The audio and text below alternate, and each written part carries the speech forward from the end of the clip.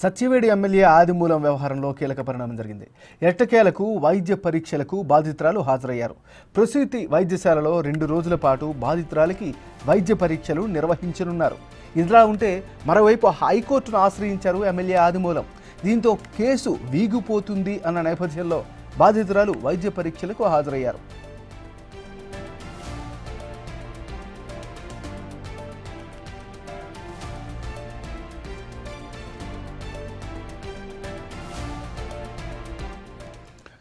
Satyavedu MLA ఆదిమూలం వ్యవహారంలో కీలక పరిణామం జరిగింది. ఎట్టకేలకు వైద్య పరీక్షలకు బాధితురాలు హాజరయ్యారు. ఇదే అంశానికి సంబంధించి మరింత తాజా సమాచారాన్ని తిరుపతి నుంచి మా రిపోర్టర్ దామోదర్ లైవ్లో అందిస్తారు. దామోదర్.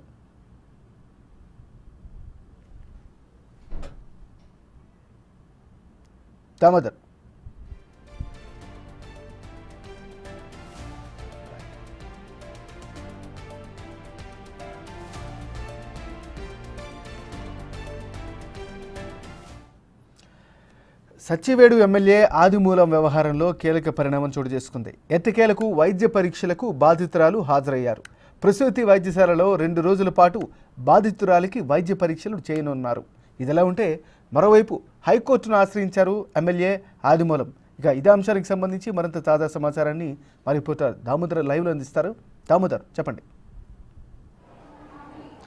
ఎంఎన్ఆర్ ఏదైతే ఆదిమూలము వర్సెస్ మహిళా నాయకురాల మధ్య వివాదము హైకోర్టు వరకు వెళ్ళింది. హైకోర్టులో తనను 2 నెలల క్రితం జరిగిన సంఘటనకు ఈరోజు కేసు నమోదు చేశారు, ఇప్పుడు కేసు పెట్టారంటూ కేసును కొట్టివేయాలంటూ క్యాష్ పిటిషన్ హైకోర్టులో దాఖలు చేశాడు. అయితే నిన్నటి వరకు ఏదైతే వైద్య పరీక్షలకు దూరంగా ఉన్న ఆ మహిళా నాయకురాలు ఈరోజు వైద్య పరీక్షలకు అంగీకరించింది. ఈరోజు ఏదైతే తన స్వగ్రామం నుంచి పోలీసు రక్షణలో తిరుపతిలోనే వెటర్నరీ ప్రసూతి వైద్యశాలకి ఇక్కడికి చేరుకుంది. ఆమెను అడ్మిట్ చేసుకున్న తర్వాత రేపు ఎల్లుండి 2 రోజుల పాటు ఆమెకు వైద్య పరీక్షలు నిర్వహించే అవకాశం ఉందని డాక్టర్లు చెప్తున్నారు. ముఖ్యంగా ఏదైతే ఆగస్టు 10వ తేదీ జరిగిన సంఘటనకు సంబంధించి వైద్య పరీక్షలు నిర్వహించాల్సింది. దీనికి సంబంధించి ఆమె శరీరంలో ఏమైనా అవశేషాలు ఉన్నాయా లేదా అన్న విషయంతో పాటు స్కానింగ్ కూడా, బాడీ స్కానింగ్ కూడా చేయాల్సి ఉంటుందని చెప్తున్నారు. మొత్తం మీద చాలా రకాల వైద్య పరీక్షలు నిర్వహించాల్సిన అవసరం ఉండడంతో ఆమెకు 2 రోజుల పాటు పరీక్షలు నిర్వహిస్తామని డాక్టర్లు చెప్తున్నారు. మొత్తం మీద ఈ కేసుకు సంబంధించి ఆదిమూలం హైకోర్టుకు వెళ్లడం, దీంతోనే కేసులో కొంత కదలిక వచ్చిందేమో అనిపిస్తుంది. మొత్తం మీద తనకు సంబంధం లేదు, తనకు అనవసరంగా 2 నెలల క్రితం జరిగిన ఘటనను బయటికి తెచ్చి తన పరువుకు భంగం కలిగించారంటూ మరో కేసు కూడా హైకోర్టులో వేసినట్లు సమాచారం. దీంతోపాటు తనకు అనవసరంగా ఈ కేసులో ఇరికించారు, తనను కేసు నుంచి విముక్తి కలిగించాలని క్యాష్ పిటిషన్ వేయడంతో పాటు విచారణను కూడా ఆపేయాలంటూ స్టే కోసం వెళ్లే అవకాశం ఉందని కూడా చెప్తున్నారు.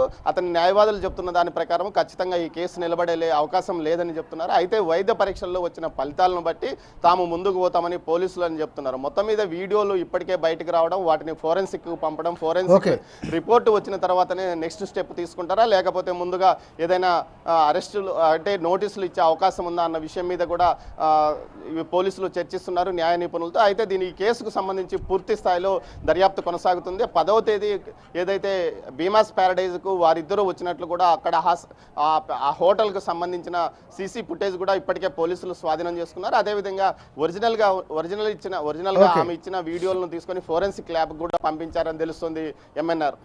Thank you Damodar.